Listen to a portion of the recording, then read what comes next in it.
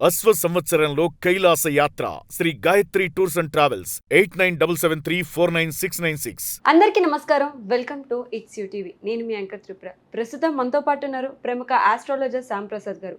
వారితో మాట్లాడి జూన్ 2వ తేదీ నుంచి గురుస్థానం అయితే మారబోతుంది. అంటే గురువు మారడం వల్ల ద్వాదశ రాశుల వారికి ఏ విధంగా ఉంటుంది, ఎటువంటి పరిహారాలు పాటించాలి, ఎటువంటి దేవాలయాలు మనం వెళ్ళాలి అనే దాని గురించి గురువు గారిని అడిగి తెలుసుకుందాం. నమస్కారం గురువు గారు. శ్రీమాత్రే నమ. కన్యరాశి వారికి ఏ విధంగా ఉంటుందో తెలియజేస్తారా గురువు గారు? కన్యారాశి వారికి గురువు 11వ స్థానంలోకి రావడం జరుగుతుంది. అంటే ప్రతి సంవత్సరానికి గురువు ఒక రాశి నుంచి ఒక రాశిలోకి మారడం జరుగుతుంది. అంటే గురువు అత్యంత శుభగ్రహం కాబట్టి గురువు మారినప్పుడల్లా ఒక్కొక్క నదికి పుష్కరాలు రావడం జరుగుతుంది. అంటే పుష్కరాల్లో స్నానం చేస్తే విశేషమైన పుణ్య ఫలితం రావడం అని చెప్పడం జరుగుతుంది. అంత విశేషమైనటువంటి గ్రహం గురుగ్రహం. అటువంటి గురువు 11వ స్థానంలోకి రావడం అంటే నిజంగా ఒక అదృష్టమే. అంటే ఇంచుమించుగా మనకు అక్టోబర్ 31 దాకా గురువు అదే రాశిలో లాభస్థానంలో ఉండడం వల్ల కన్యా రాశి వారికి ఉన్నటువంటి ప్రధానమైనటువంటి సమస్యలు ఏమున్నాయంటే, ఈ గురువు ఈ రాశి వారికి 4, 7 స్థానాలకు అధిపతి. చతుర్థ స్థానం ఇంపార్టెంట్. ఒక మనిషి మనశ్శాంతిగా ఉండాలన్నా 4వ స్థానం బాగుండాలి.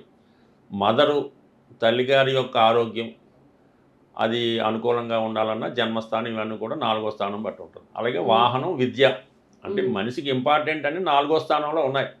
విద్య, వాహనం, మదరు, స్థిరాస్తులు, చరాస్తులు, ఇల్లు, కారు, వాహనం ఇవన్నీ కూడా 4వ స్థానం బట్టే ఉంటాయి.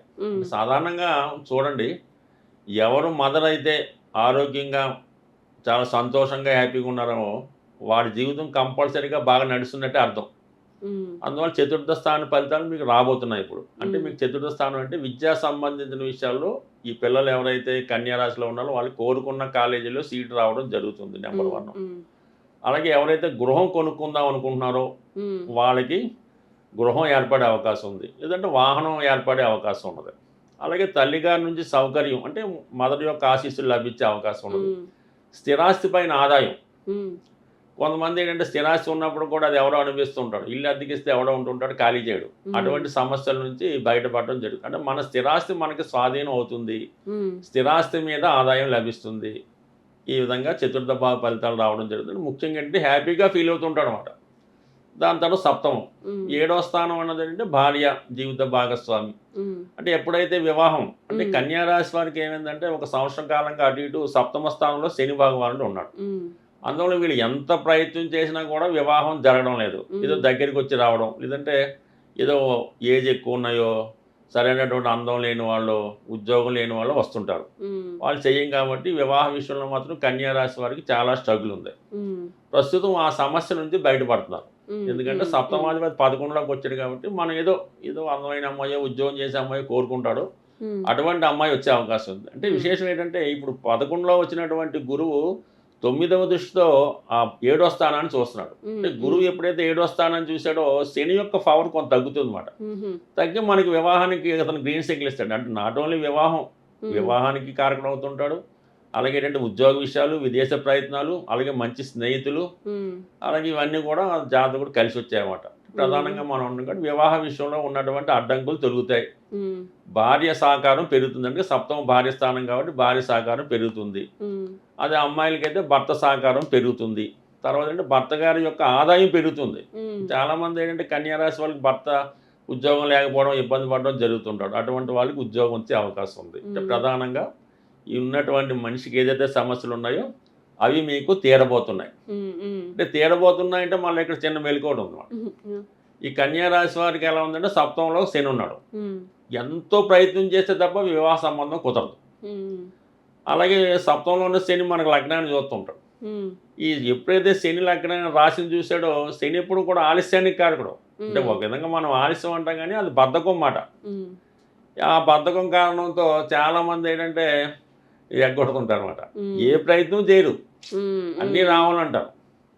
అందువల్ల ఏంటంటే కొద్దిగా ఈ గురువు కూడా 11లోకి వచ్చాడు కాబట్టి అంటే మీకు ఉద్యోగం ఇచ్చేవాడు రెడీగా ఉన్నాడు, లేదంటే ఆ పిల్లని ఇచ్చేవాడు రెడీగా ఉన్నాడు. కానీ మీ ప్రయత్నం కొద్దిగా గట్టిగా చేయాలి. ఆ ప్రయత్నం చేస్తే మీకు ఆ ఫలితం రావడం 100% జరిగే అవకాశం ఉంది. కాబట్టి మరి గురువు మారినంటే మీకు ఈ ఫలితాలు అంటే గృహం, సొంత గృహం, భార్య, ఇల్లు, పెళ్లి 2 జరుగుతాయి. జరగాలంటే మాత్రం మీరు కంపల్సరీగా శని భగవాన్ని తృప్తిపరచాలి. శని భగవాన్ని తృప్తిపరచాలంటే మీరు చాలా వరకు కొన్ని వదులుకోవాలి, కొంత క్రమశిక్షణగా ఉండాలి, చాలా నియమంగా ఉంటే ఆటోమేటిక్గా ఈ ఫలితాన్ని ఇస్తాడు. అంటే శని గ్రీన్ సిగ్నల్ మీకు ఇవ్వాల్సిందే, ఇస్తేనే గురువు అక్కడ ఇస్తాడు. మొన్నటిదాకా గ్రీన్ సిగ్నల్ లేదు, ఇప్పుడు గురుబలం పెరిగింది కాబట్టి మీరు గట్టి ప్రయత్నం చేయండి, కంపల్సరీగా ఈ ఫలితాలు మీరు పొందుతారు. పైపెచ్చి ఏంటి, ఈ రాశి వారికి 12లో కేతు ఉన్నాడు. ఈ 12లో కేతు పనికిమాలిన సలహాలని ఇస్తుంటాడు మాట ఎవడో ఒకడు వచ్చి. అంటే ఇలాగా ఏదో అంటాడు, ఇప్పుడు పెళ్ళి ఎందుకు బాబు, నీకు ఉద్యోగం లేదు, లేదంటే అలాగే చెప్తుంటాడు అనమాట. అందువల్ల ఇతరుల మాటలు వినకుండా క్రమశిక్షణతో పనిచేస్తే గురువు ఫలితం ఇస్తాడు అనమాట. అందుకనే ఇది కొంతమంది ఏంటంటే నాకు మీరు చెప్పినవి జరగట్లేదు అంటాడు. జరుగుతుంది, ఏం జరిగిపోతే నువ్వు ప్రయత్నం చేయాలి కదా. అక్కడ ప్రయత్నం చేయకుండా ఏం జరిగిపోయినా ఇదే వర్షం ఏంటి పడిపోవటానికి. అందులో జాగ్రత్తగా చేసుకుంటే ఫలితం జరుగుతుంది. ఏదైనా కన్యారాశి వారికి గురువు నెంబర్ 1 ఫలితాలు ఇవ్వబోతున్నాడు. ఆ ఫలితాలు అందుకోవాలంటే మీరు దానికి సిద్ధంగా ఉండాలి, అది బెస్ట్.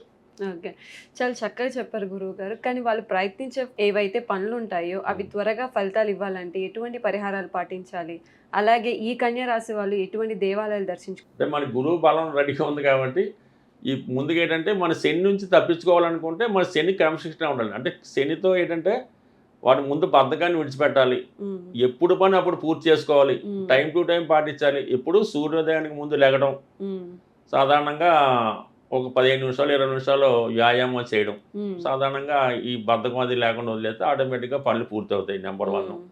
తర్వాత రాశ్యాధిపతి బుధుడు. ఈ బుధుడు కాబట్టి మనకు కంప్లీట్గా విష్ణుమూర్తి సంబంధించింది. అంటే కన్యా రాశి వారికి వినాయకుడిని మించిన దైవం లేదు, ఎందుకంటే వినాయకుడు కూడా అదే రాశిలో జన్మించాలని పెద్దలు చెప్తుంటారు కాబట్టి విఘ్నేశ్వరుని పూజించుకోవాలి. విఘ్నేశ్వరుని పూజించుకోవాలి. విఘ్నేశ్వరుని బుధవారం రోజు, అంటే కొన్ని ప్రాంతాల్లో మంగళవారం చేసుకోవచ్చు, అంటే బుధుడికి బుధవారం కాబట్టి బుధవారం రోజు విఘ్నేశ్వర ఆలయంలో వినాయకుడిని గరికతో అర్చన చేసుకుంటే విద్యార్థులకు చాలా బాగుంటుంది. అలాగే ఉండ్రాళ్ళతో అర్చన చేసుకోవడం వల్ల వివాహానికి సంబంధించిన ఆర్థికపరమైన సమస్యలు తొలుగుతూ ఉంటాయి.